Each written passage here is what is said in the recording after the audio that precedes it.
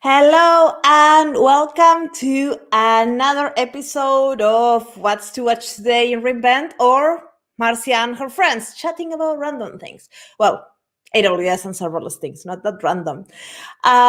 Today, I have two amazing guests. I'm super excited to have them here. They are from the community. First, we have Faye Ellis, an AWS community here builder. And I have been watching so many of her courses, so it's so weird to chat with her in real person and not teaching me something. And then we have Sheen, Brisals, an AWS serverless hero, and one of the reference on how to build architectures and event-driven applications. So I'm super happy to have you here today. Welcome. Thank Hello. you. Thank you, Marcia. Pleased to be here. Hey, Sheen. Thank you so much for having us on. It's great nice to meet you too. Yeah, maybe you can introduce a little bit yourself. Maybe we can start with Faye. Yeah. Hi, everyone. My name is Faye Ellis, and I work at A Cloud Guru. And I've been with the company probably about 3 years. And I teach the developer associate, SysOps administrator, and the security specialty courses as well. So I teach all those 3 AWS courses. But before I was working at A Cloud Guru, I had about 20 years experience just in IT, working as a systems administrator, an architect. I worked in DevOps teams as well. But of course, nothing is as wonderful as working as a trainer at A Cloud Guru. Yeah, we can see that in your courses. I always enjoy them a lot. So it's great to have you here. Thank you. Yeah, and what about you, Sheen? Do you want to introduce yourself? Yeah, sure. Hey everyone. Sheen Brisals, and currently as a senior engineering manager working at the Lego Group. And my engineering journey started way back early 90s when I started as a software engineer, and been through many technologies, many methodologies, many companies, big and small. And I always kept touch with the technology. And so for the last few days, been focusing more on AWS and serverless. And because as part of the Lego Group, I belong to the team that runs Lego.com. So we moved to serverless, and that's why I always talk about serverless and all the new things and exciting things. And so that's about me. Yeah, I met you in the serverless days Helsinki. We did a couple of years ago, and you blew everybody's mind. After that, everybody was booking you. So exactly. Thank you. I was about to say that because that's one of the first serverless days I presented the Lego's journey of serverless. Then got the attention of everybody, and I think Danilo was there as well, and he was like, this is very interesting.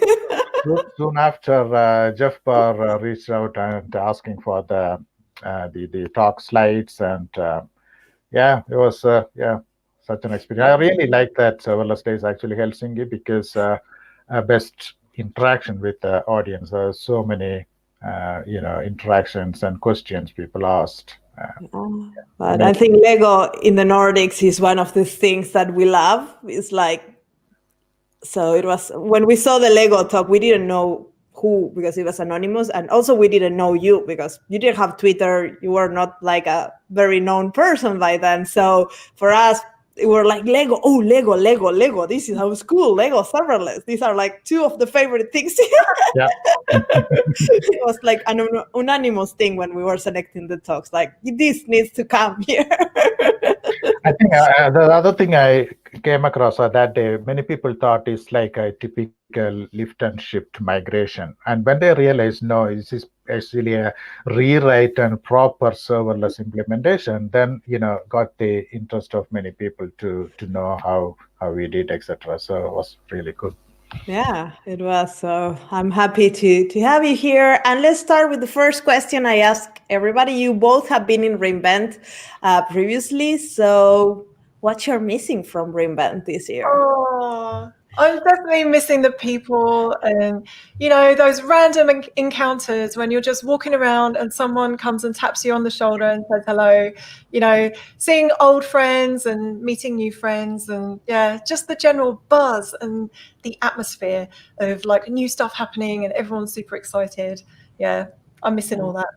Yeah, and I imagine like because you are in the screens of so many people, when you are in the booth, everybody is like, like, hey, Faye, like a friend. Oh yeah, it can be crazy sometimes. It kind of get right at the beginning, especially when we're throwing all the t-shirts out, and everyone wants an A Cloud Guru t-shirt, and we end up just chucking them, trying to get them to the person at the back. But it's always very hectic the first few days. It is. This year is more relaxed. You can sleep full hours, no jet lag. Yeah, lots of sleep, no jet lag. And there are some really good things about this year. I mean, watching the content on demand, watching things twice. If you missed something, I watched something when I was driving my car the other day, so I didn't particularly pay lots of attention to it, and then I can just watch it again the next day. So for me, that really works, and being able to stop things and, go back and repeat it and that sort of thing. Yeah, that's nice. And what about you, Sheen? Have you been in Venice with us last year? Oh, yeah, that's what I was about to say. It's a different feeling or experience to me, because last reinvent, me and Danilo were to give the talk on the serverless patterns, and I reached there on Saturday evening, and due to a family emergency, I had to leave the following morning, even before the booth opened. So then Danilo gave the talk all by himself. So that's why this reinvent this season, I mean, last week's been a bit, emotional, but I imagine. Yeah. But otherwise, keeps me busy. I mean, like Faye said, the positive is that you don't need to run here and there. You can just watch, comfort of your home or sofa, and replay or catch up on demand. And mixing the exercise. Yeah, and also the other thing is I noticed there are plenty of sessions in January are coming up. So yes, that's really an add-on bonus, actually. Yeah, in January there is no new new launches coming out, so don't get excited about new launches, but there will be a lot of new talks. I think 11, 12, 13, and 14 or something like that is one more week of reinvent. So there will be more community talks, more serverless talks, more everything. It will happen there, and the content will be available in the platform, I think, until the end of January, and then it will be moving, I think, to YouTube like always. So you can still enjoy all the content there. So let's go a little bit on what have been doing in reinvent. I know Faye was in the security leadership session yesterday. I don't know if someone on the chat has been there, but maybe Faye can share what you learned or how you like it. Yeah, absolutely. Yeah, I watched the security leadership session with Stephen Schmidt, and it was amazing. There weren't loads of launches. There was one launch which I was really interested in, though, which is the new audit manager, and it's like a continuous audit for your AWS environment, and it will audit for things. It's got like built-in frameworks that it's going to audit for, so things like PCI DSS, CIS. And GDPR as well, which is, of course, super important to anyone in Europe. You look so excited saying those horrible names. Well, the thing is, I used to work, for a long time I worked in financial services. And, we used to be audited periodically. It might happen every 6 months or before a new application got launched. But you would be like building up all of this technical debt over that period that you didn't even know that you had. And especially with things like PCI DSS, when there's so many rules and regulations, not everybody understands it. Maybe not all of the architects have the same understanding, and you can end up having to re-architect an application because you didn't know that there was certain things you had to segregate because of PCI DSS. And with something like this audit manager, you can have it continuously monitoring your environment, so it can tell you, what's your situation day to day, and you can fix those things so that when your auditors, you get your external auditors coming in, you're not going to get any surprises, and hopefully you would have fixed all the issues before those guys turn up. So I'm super excited about this audit manager, and I think that that's one thing that's going to end up in the security specialty exam, maybe in 12 months time, 6 months time, 12 months time. That's a question I got asked the other day. How long for these launches to appear in the exams? Maybe you're the right person to answer that. Yeah, that's a good question, because it's really difficult when things are changing all the time, and not just in reInvent, all throughout the year, week on week, there's new changes and new launches and new features coming in for every AWS service that you can think of. And the good news is that the new features and the new launches, they don't come into the exams for at least 6 months. So thankfully, they give us 6 months to play around with the new features before they're going to start asking questions. But I think it's actually more than 6 months. I think in practice, it would be more like 12 months. I mean, it is. I mean, I was part of the certification exam preparation and review process recently as a SME, and it's so hard to write a question, and because there are so many criteria and conditions, you can't simply make up a question and throw it up. You need to back it up with the AWS docs or the PDFs and all the reasons, and you can't just simply come up with a fake name for a wrong answer.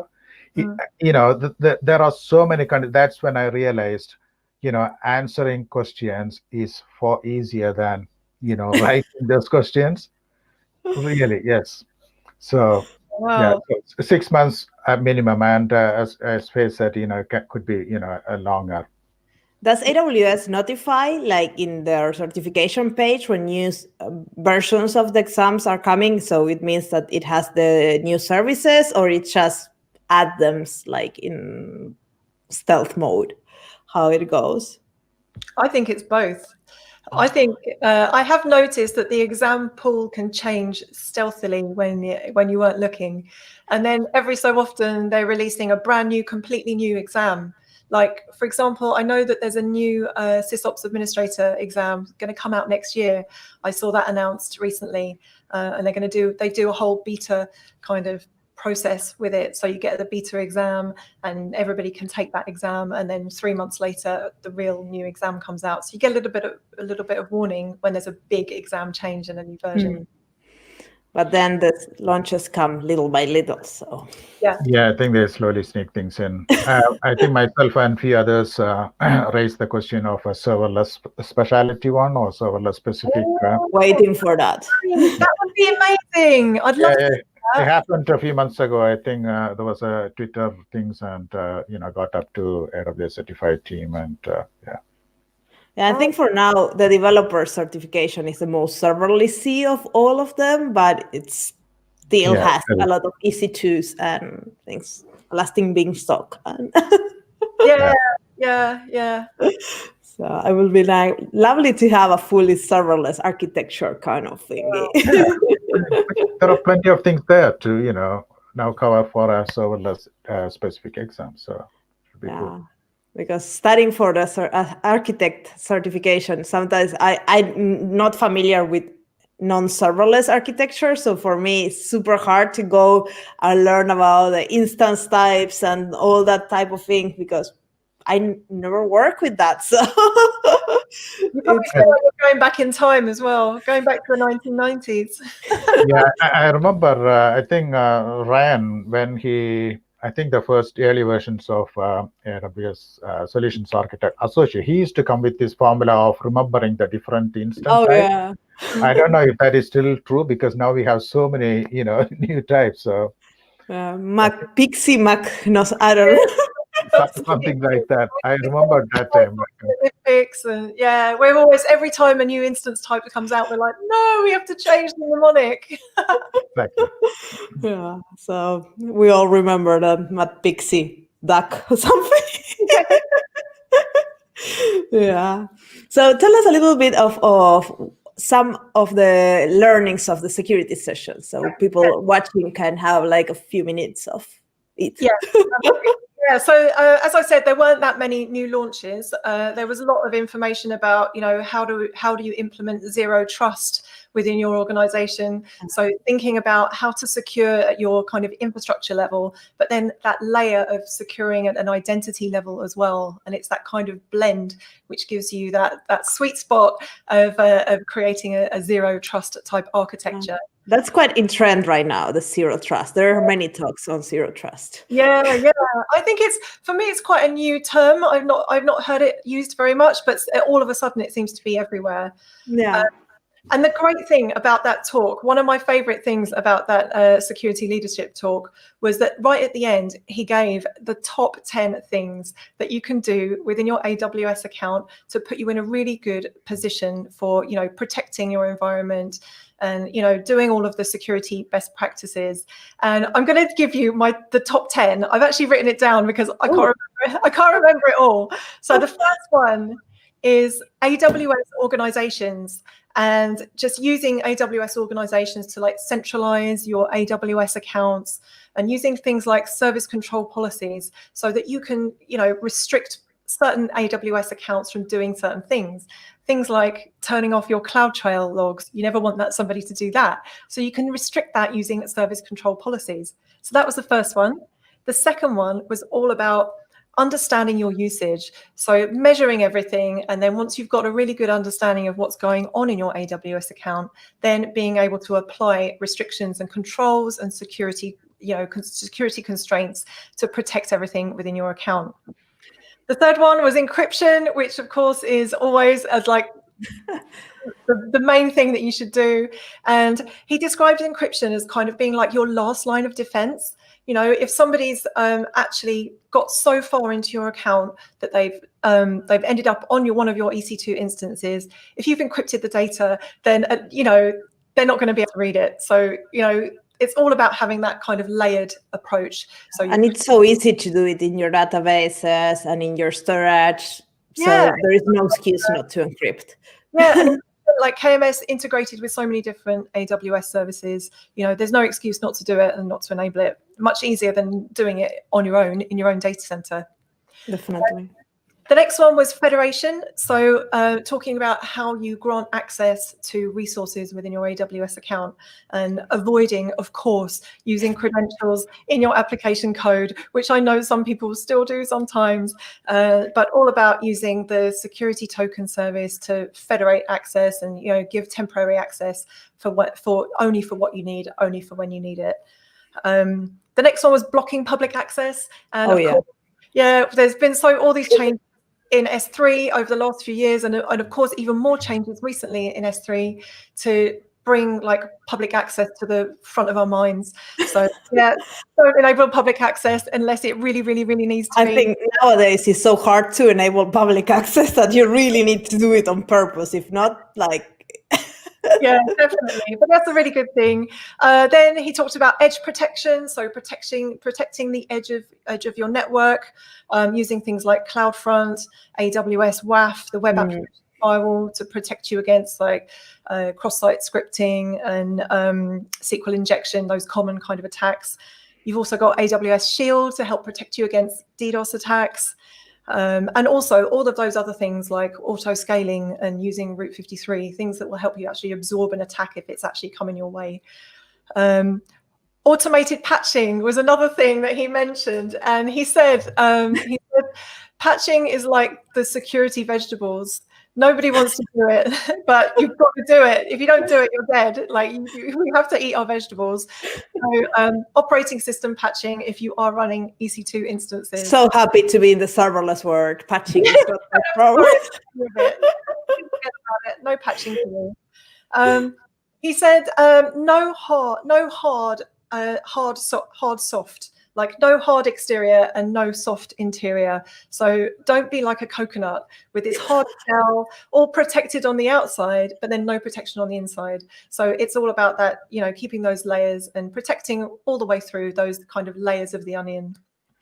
Last two were leadership. So having your leadership involved in all areas of security, having transparency throughout the organization so that everybody, security is everybody's problem.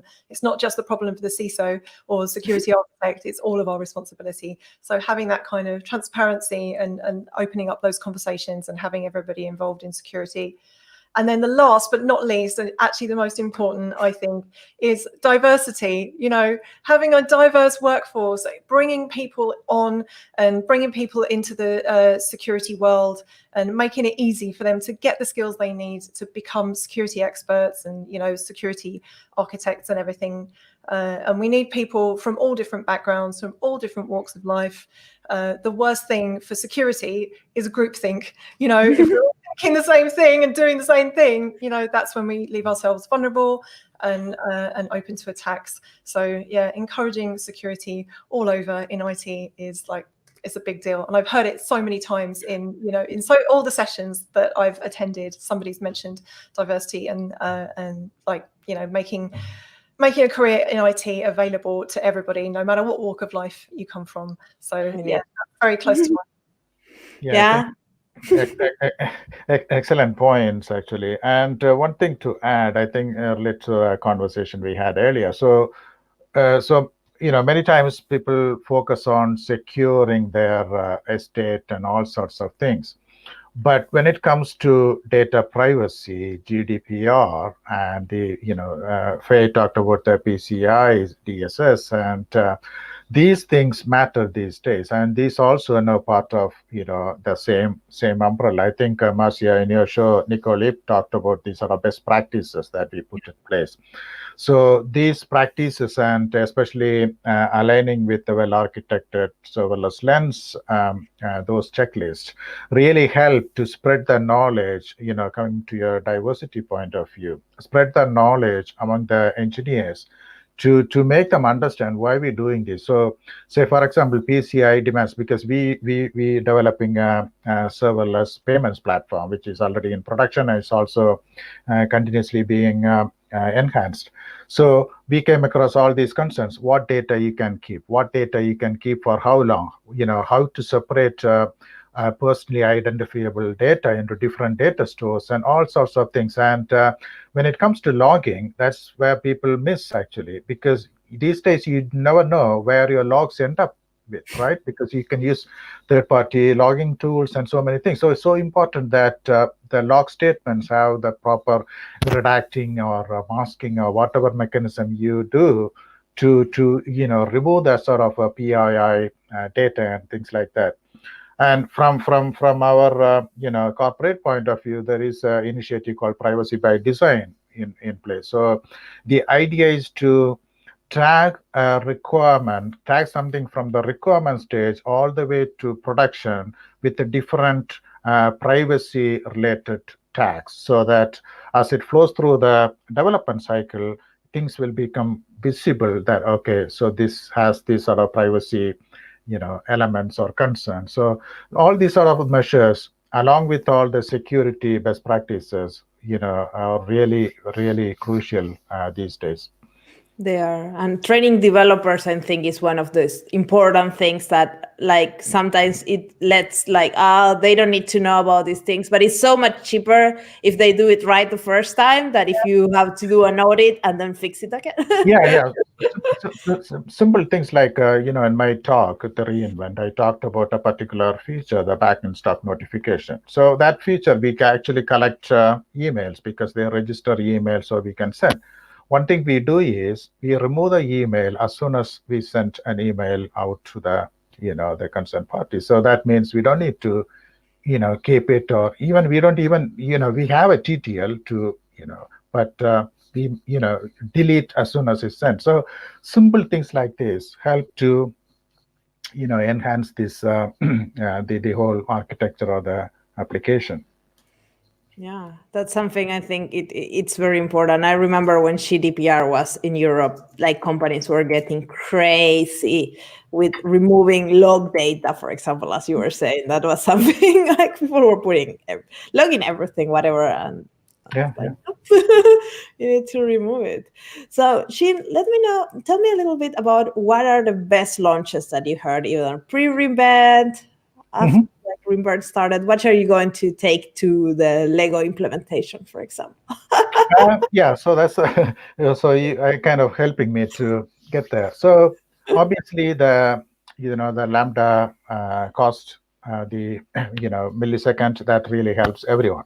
In terms of the releases or launches that we can look into, the SQS to Lambda batch size change, that really helps. There are a number of use cases where they are not customer facing or shopper facing, for example. So they are kind of the background processes or the batch jobs that we run. In those situations, it can really help to take in a bulk of messages rather than just in 5s or 10s, and then process and go through. And also you avoid hitting SQS even if you go for the olden days, the long polling is still very short. So now you have the 5 minutes. So that way you can adjust. So that's one something very important. The other thing that now opens up new possibilities is the synchronous express state machine or the step function. That's one of my favorite things. Yeah. That really helps in many cases where otherwise you put the logic, everything in the single service, because you don't want to invoke a Lambda in another service, because then you lose, sometimes you lose this synchronous API call implementation mechanism. So this really helps to keep things apart, but still you have the orchestration in place so that you don't need to kind of put everything in one place and make a monolith. So that's something. You can attach it to API gateway. So basically you can have a synchronous step function behind the API gateway solving the request. Yeah, so I was explaining this use case at one of our heroes, meet Eric Johnson, last Friday. Hastily arranged. I think Ajay came in as well. So this use case I was talking about, the payments, when you handle payments, if you have different providers like a PayPal or a Klarna or a different payment provider. So if you expose a single API or endpoint to your consumers, so you accept the thing and then you decide where to go. So ideally, I would prefer Klarna, PayPal, all these things living in separate services, right? Now, with this one, you can put that logic of the routing within the the step functions. So then those other services can sit in isolation and they don't need to be part of the whole thing. So there can be a number of use cases. Yeah, we can make Lambda functions that do one thing and one thing only, so they're easy to test and more secure and all these good things that we always preach. Yeah. So that's another important one. And then something I've been looking at, but often kind of put off by the performance or the startup duration, was the serverless Aurora serverless version 2. That's very dark magic.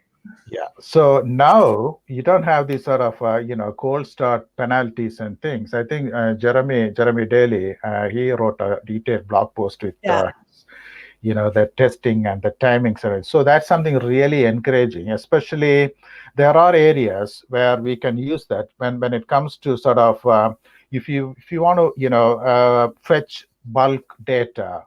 DynamoDB is okay, but you need to take care of the pagination and the things like that. Whereas Aurora serverless could help. Now with more powered Lambda functions, you have more options to play with. So that's something I'm keen to explore further. So these are my kind of favorites in terms of what something that we can make use of or put in place. Yeah, and also a cloud guru is running on serverless. So is some of these launches exciting for you, or other launches? Yeah, 1 millisecond billing is going to be amazing. That's going to take so much off of our AWS bill. Since November, we were running 423,000 Lambda invocations a month, and that's what appeared on our November bill. And I only know that because Ryan told me yesterday, and because we were talking to a customer about it.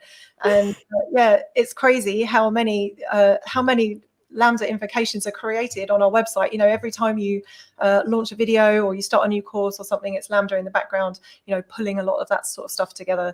For a long time, actually, like Lambda has a very good, a very generous free tier. And when we first started the company, for the first 6 months or so, we didn't even have a bill from Lambda because of the free tier. The free tier is so good, but now we have a very big AWS bill. Yeah, I remember that. I was at the Serverless Conf New York in London, last I year, think. October. Yes, I think as Sam gave this talk, how a cloud grew, became serverless, and he was talking about the same thing where they started and initially nothing to pay, and then all sorts of the cool things that came after. So yeah. And the fact that he actually built that platform in 4 weeks. If you had to design a normal architecture and buy servers or even spin up EC2 instances and get your operating system right and everything else, and your VPC and all that, it would take you more than 4 weeks to do that. All he had to worry about was writing excellent code. So that's all he did.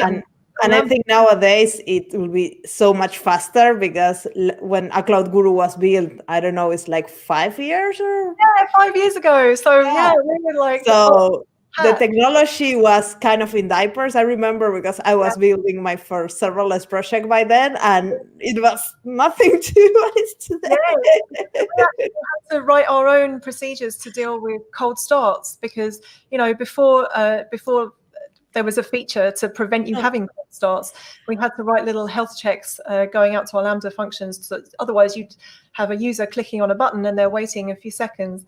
And Lambdas were slower. It made us look slow. So we had to create something for it. But of course, now there's the provisioned concurrency, so we don't need to do that anymore. And I think since everything is running on this firecracker, is way faster than the Lambdas that we started 5 years ago. That they had quite a long cold start. I think now I don't care about cold start anymore. Yeah, but it's not a thing anymore. You'll be surprised to hear still people often talk about the sort of the warm-up techniques they used to have, sort of the periodic invocation, things like that. Things change. I mean, I never had an issue with cold start or anything. I mean, we have Lambda serving a live customer requests, and we don't see anything at all. And especially with the provision concurrency, it was really cool, especially during the high season, Black Friday, Cyber Monday. We had high limits for many of those core Lambda functions that sit behind the the customer facing APIs, and it was just really cool. Yeah, I think provision concurrency helps a lot for the use cases of the customer facing endpoints. So if you want to be super fast. Yeah. Have you watched the machine learning keynote yesterday? I haven't seen it yet. I really need to see it. Yeah. I did. I did most of it, and it was really interesting to see all the new announcements and things. That's an area I need to get to, actually. Yeah, 2021 is my goal to at least get idea of how to do this. Yeah, it's so tempting with all the the new announcements and things, So I'm definitely going to look into that. And machine learning is everywhere. One of the things I really got amazed last year when they put machine learning in Aurora, and now they added in Redshift and they added in Neptune, and it's crazy that you can do machine learning from your I'm fascinated by these services where you can they're just putting machine learning under the hood, and you don't need to know anything about machine learning at all in order to benefit from machine learning. Things like the DevOps Guru, I'm super excited about that, and that's another one. I think that's going to end up in the SysOps Administrator exam probably next year at some point. So that's going to help predict issues before they even happen. So it's going to take in information from CloudTrail and CloudWatch and X-Ray and config, and it's going to predict when something's going to fail in your production environment. And I used to work as a systems administrator a long time ago, and when you're on call and you get phoned up at 3 o'clock in the morning because database is full up, there's run out of storage, or you've got an application that's hogging the processor's at 99% or something, and you're getting woken up for that. Well, that's the kind of thing this is going to help with. It's going to stop your poor systems administrators getting woken up multiple times in the night for no good reason. It's going to predict those things so you can fix it before it happens. So I think it's great in my book. Also, last year, they announced a couple of these security things like Detective or something like that. And what was the other one that they are monitoring the usage and or something like that. Yeah.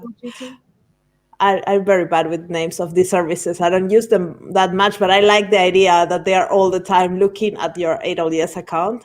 And Yeah. then I think that's great to use of machine learning. So you don't have to know anything. You just enable them and they do their thing. It doesn't matter. But SageMaker is a monster. Mm. Something I'm very interested in. I don't know where to start tackling that. Where to eat the elephant, I would say.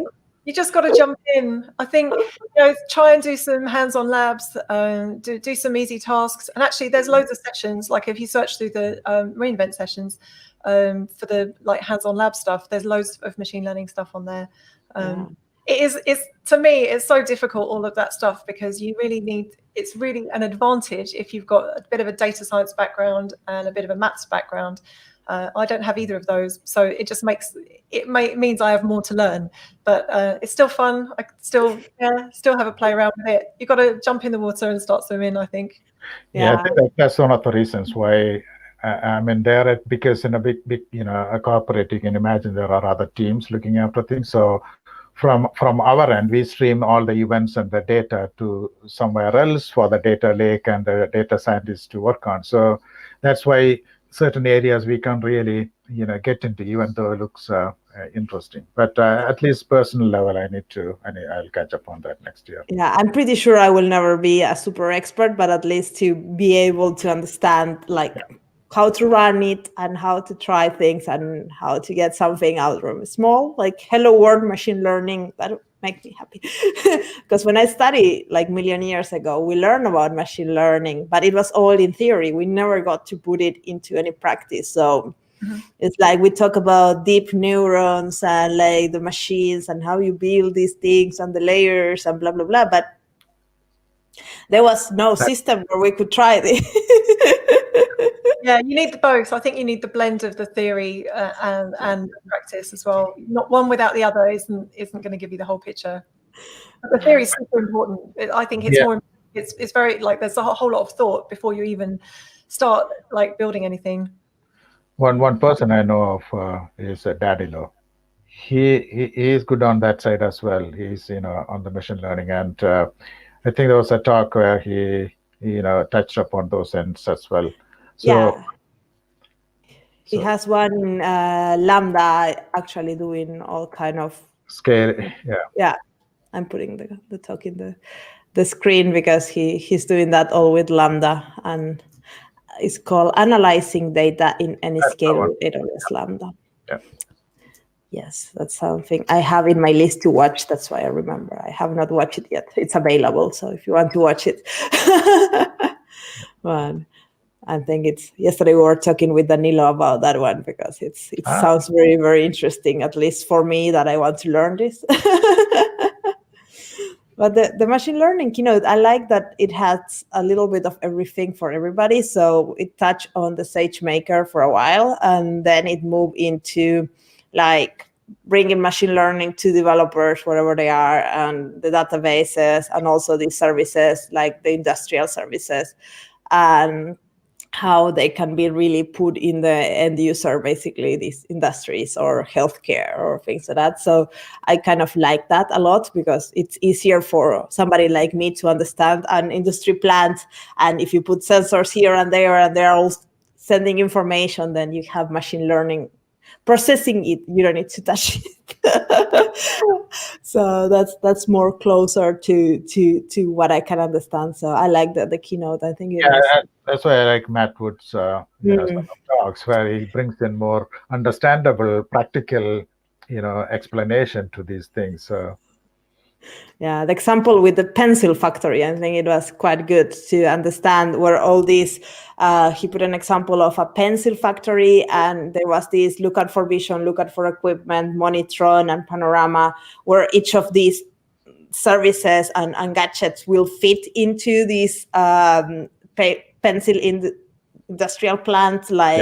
Okay, you will have the little Monitrons, robots, sensors in the places where your machines doesn't have visibility. So if something breaks, then you will have these little cameras analyzing the products, and then you will have these other machines that are already connected to the internet sending information to look at for equipment and like explain. I really like that because it helps it to bring it down to earth.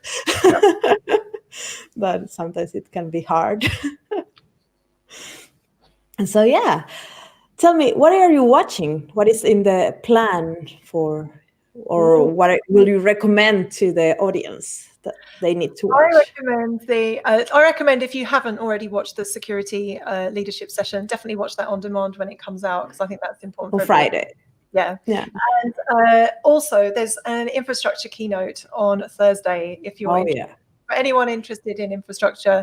And I think they're going to be talking a bit more about the Habana Gaudi processor, because when I looked at the attachments for that session, there's a PDF all about that processor. So I think they're going to be talking about that, which is another link into machine learning. So that's going to be an accelerator for specific EC2 instances that are going to be great for accelerating machine learning. So I want to learn a little bit more about that.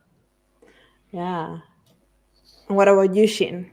I have a few sessions for today and tomorrow this week, and I wrote a blog post about a short list of my things and the reasons why you should watch. And one session starts in a couple of hours, I think, is from AXA, re-architecting with serverless. So I like these sort of practical serverless examples. So there's always something you can learn, even though you may be running serverless, but still there is a new pattern or approach or something. So I'm interested to see that. And then comes the Ajay's session, Ajay Nair's session. Oh, that's something I'm also waiting for. Yeah, building revolutionary applications the serverless way. And then a couple of sessions. One is GraphQL and AppSync. So that's an area that not many people still into it. So that's something really powerful and useful, something worth watching. And then I have the CDK, what's new and what's next. Oh, what's next? That's interesting. Yeah. We have not heard anything about CDK yet. Yesterday, watching the Liberty Mutual's the Cloud Center of Excellence with David Anderson, he touched upon, because I think David, he's Mark, who is the CDK expert, and there are a number of patents being out for CDK. So that's something, really gaining momentum with the developer adoption and things like that. So that's something Matt is coming to the show, I think. I don't know which day, but he will be here. So I'm interested in the CDK stuff. So. Okay. And tomorrow, sessions on streaming events with the Lambda. And there's one session on best practices for securing your serverless application. That's another something. That sounds good. That sounds like a good session. Yeah, goes along with what Faye was explaining earlier.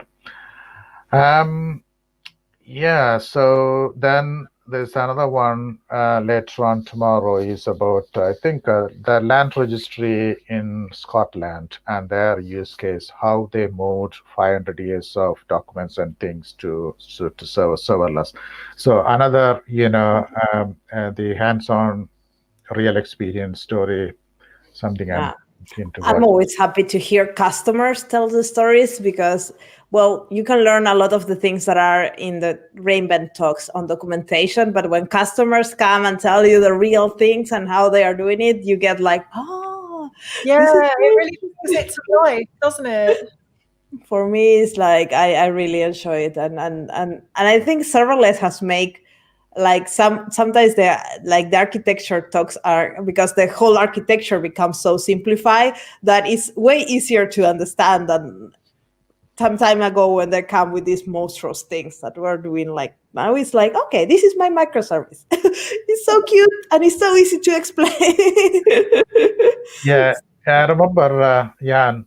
Jan Q. He wrote a blog post recently about a complex architectural diagramming for serverless. He said, so what? That sort of the thing. It may look complicated, but it's not that complicated when you start, putting that in place.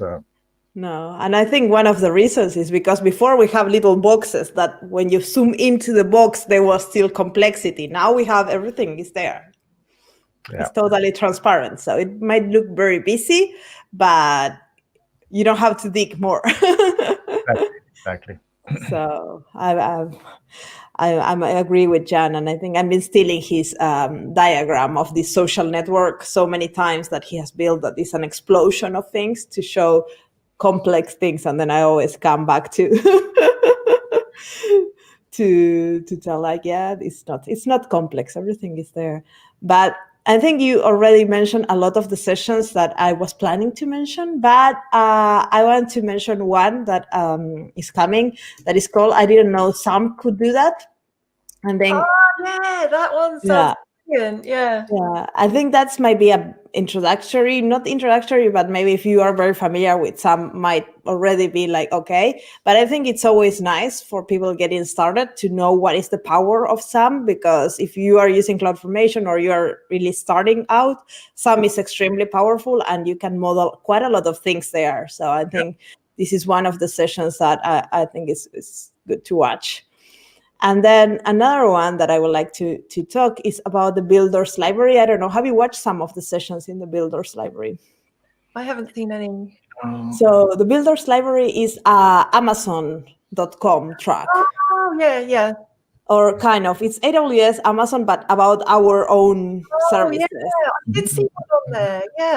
Yeah, I did see one. That sounds really good, actually, about how like Amazon.com uses its own services. Amazon.com and AWS, how we build things. So, for example, today there is a session called Testing Software and Systems at Amazon. Mm-hmm. So basically, how we do it and scale. And then there is another one in version of scale, outnumber but in control, also about scaling massively in AWS and Amazon,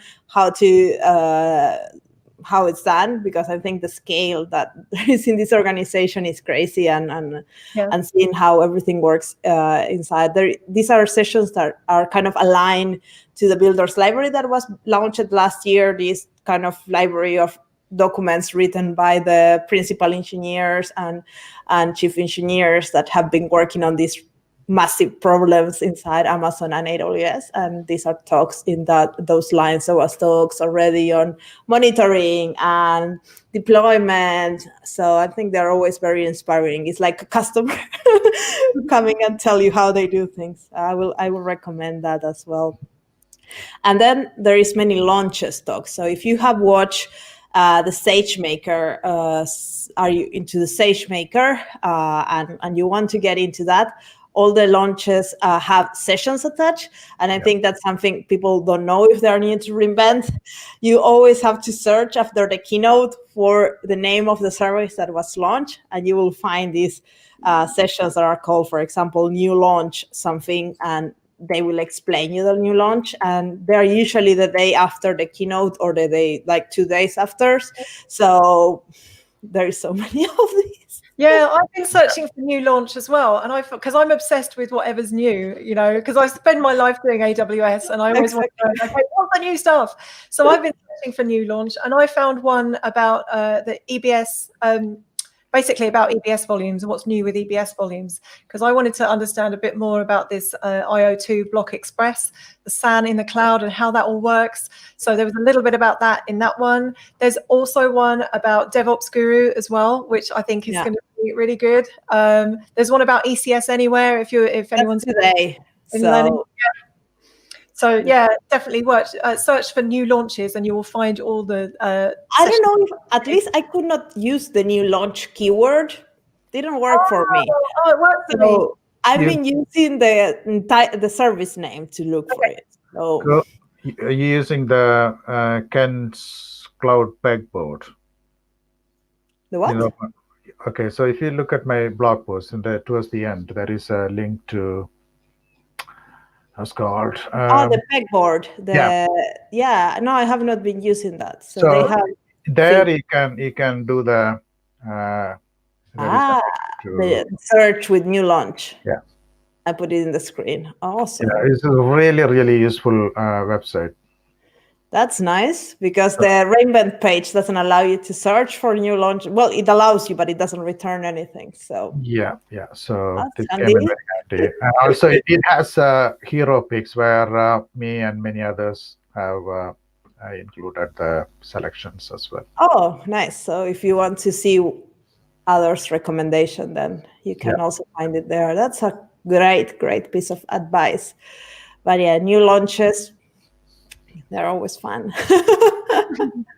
Yeah. So did you watch the Code Guru already session? I haven't seen that one yet, but I'm hoping to catch that one if there's a repeat of it.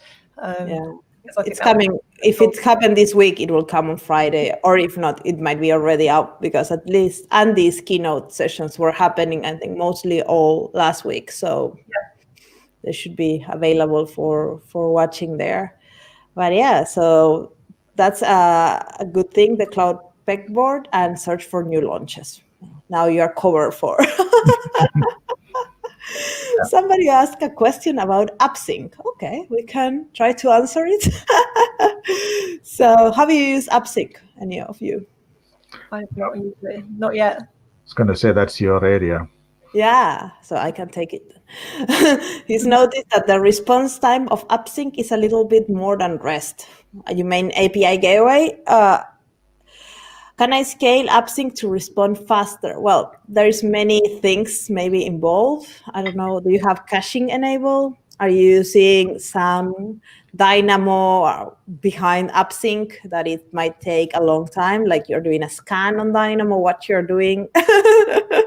I think that's always a good question to ask. API Gateway is very performant because it's has a lot of things built for the performance of it, but with AppSync, I think knowing how you're what you're doing, if you are doing a Dynamo call with BTL, are you doing a scan, a query, are you getting an item, or if you have a Lambda in the middle and then you're invoking Dynamo, that's a pattern I see a lot of time, then you have to wake up the Lambda. So look at your architecture and see where the bottleneck is, because it should not be, I'm using DynamoDB indexing or secondary index, like global indexes. That's what you're using. So how you're calling the index and what you're getting from there, and how you're calling Dynamo. I think that's also an important thing to understand where the bottleneck might be, because that's what a common fail for AppSync, that people like just do whatever with Dynamo and they expect that it works fast.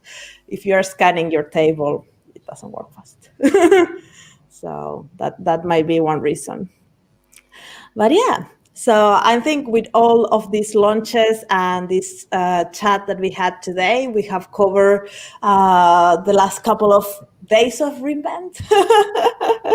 So yes, thank you, Faye and Sheen, for being here today. It was super fun to chat with you and learn a lot about security and architecture on serverless, as always. Yeah, thank you so much. Thank you so much. It's been brilliant. It's been fantastic. I really enjoyed it. Thank you so much for inviting us. I mean, it's not done yet, so I'm looking forward to next week's keynote. There is a couple more things coming up. There is on Thursday the infrastructure keynote, and next week Bernard Vogel's keynote. That is my favorite. Yeah. So, and a lot of serverless sessions and other kind of sessions, and so this is not over yet. Exactly. But yes, have a great day, and thank you very much for being Thanks here. Yeah. Thank you so much. Have a wonderful rest of the day and enjoy reinvent, everyone. Bye-bye. Bye.